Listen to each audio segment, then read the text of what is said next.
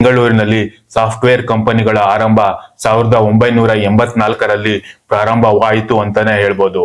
ಮೊದಲ company Texas instrument ಬೆಂಗಳೂರಿನಲ್ಲಿ R&D ಕೇಂದ್ರ ಮೊದಲ ಬಾರಿಗೆ ಪ್ರಾರಂಭವಾಯಿತು.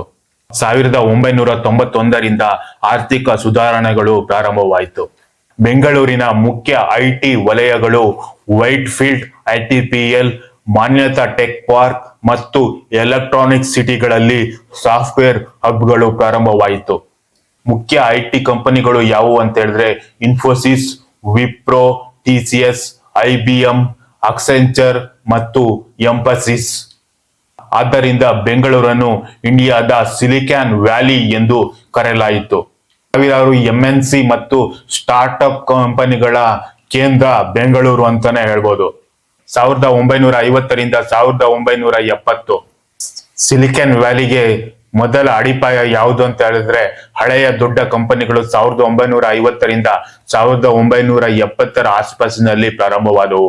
ಬೆಂಗಳೂರಿನ ಈಗಿನ IT ನಗರವು ಮೊದಲು ಉದ್ಯಾನ ನಗರಿ ಮತ್ತು ಪಿಂಚಣಿದಾರರ ಸ್ವರ್ಗ, ಪ್ರಿಸನರ್ಸ್ ಪ್ಯಾರಡೈಸ್ ಎಂದು ಹೆಸರು ಗಳಿಸಿತ್ತು.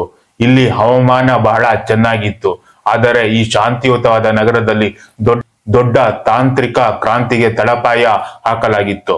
ಸ್ವಾತಂತ್ರ್ಯದ ನಂತರ ಸರ್ಕಾರವು ಬೆಂಗಳೂರನ್ನು ದೊಡ್ಡ ಕೈಗಾರಿಕೆಗಳ ಕೇಂದ್ರವನ್ನಾಗಿ ಮಾಡಲು ನಿರ್ಧರಿಸಿತು. ಇಂಡಿಯನ್ ಇನ್ಸ್ಟಿಟ್ಯೂಟ್ ಆಫ್ ಸೈನ್ಸ್ ನಂತಹ ಉನ್ನತ ಶಿಕ್ಷಣ ಸಂಸ್ಥೆಗಳು ಮೊದಲು ಇಲ್ಲೇ ಇದ್ದವು. ನಂತರ HAL Hindustan aeronautics limited, BEL Bharat electronics limited ಮತ್ತು ITI ಇಂಡಿಯನ್ ಟೆಲಿಫೋನ್ ಇಂಡಸ್ಟ್ರೀಸ್ ಇಂತಹ ದೊಡ್ಡ ಸರ್ಕಾರಿ ಕಂಪನಿಗಳು ಬಂದವು.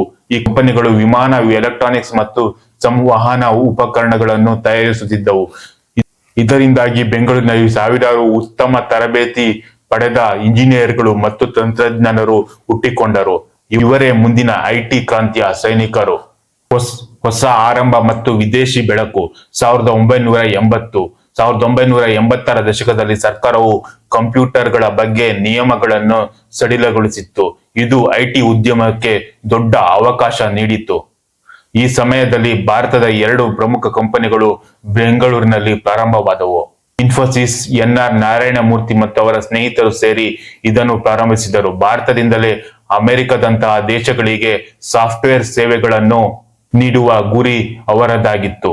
ವಿಪ್ರೋ ಈ ಕಂಪನಿ ಮೊದಲಿಗೆ ಎಣ್ಣೆ ಮತ್ತು ಇತರ ವಸ್ತುಗಳನ್ನು ತಯಾರಿಸುತ್ತಿತ್ತು. ಆದರೆ ಅಜೀಂ ಪ್ರೇಮ್ಜಿ ಅವರು ಕಂಪನಿಯನ್ನು ಸಂಪೂರ್ಣವಾಗಿ ತಂತ್ರಜ್ಞಾನದ ಕಡೆಗೆ ತಿರುಗಿಸಿದರು. ಈ ಸ್ಥಳೀಯ ಕಂಪನಿಗಳ ಜೊತೆಗೆ ಒಂದು ವಿದೇಶಿ ಕಂಪನಿ ಬೆಂಗಳೂರಿನಲ್ಲಿ ಇತಿಹಾಸವನ್ನೇ ಬದಲಿಸಿತು. ಅದು ಟೆಕ್ಸಾಸ್ ಇನ್ಸ್ಟ್ರೂಮೆಂಟ್ಸ್. 1985ರಲ್ಲಿ IT ಕಂಪನಿಯಲ್ಲಿ ಭಾರತದಲ್ಲಿ ತನ್ನ ಮೊದಲ ವಿದೇಶಿ ಅಭಿವೃದ್ಧಿ ತಂತ್ರಜ್ಞಾನವನ್ನು ಬೆಂಗಳೂರಿನಲ್ಲಿ ತೆರೆಯಲಾಯಿತು.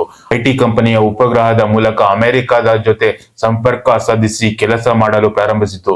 ಈ ಸಮಯದಲ್ಲಿ ಇದು ಒಂದು ಅದ್ಭುತ ಯಶಸ್ಸು ಇಡೀ ಜಗತ್ತಿಗೆ ಒಂದು ಸಂದೇಶ ನೀಡಿಸಿತು.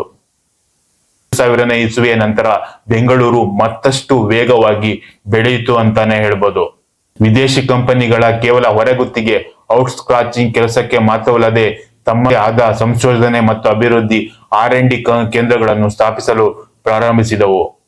ಗೂಗಲ್, ಮೈಕ್ರೋಸಾಫ್ಟ್, ಸಿಸ್ಕೋ ಮುಂತಾದ ವಿಶ್ವದ ಅತಿ ದೊಡ್ಡ ಕಂಪನಿಗಳು ಬೆಂಗಳೂರಿನಲ್ಲಿ ದೊಡ್ಡ ಕಚೇರಿಗಳನ್ನು ತೆರೆದವು.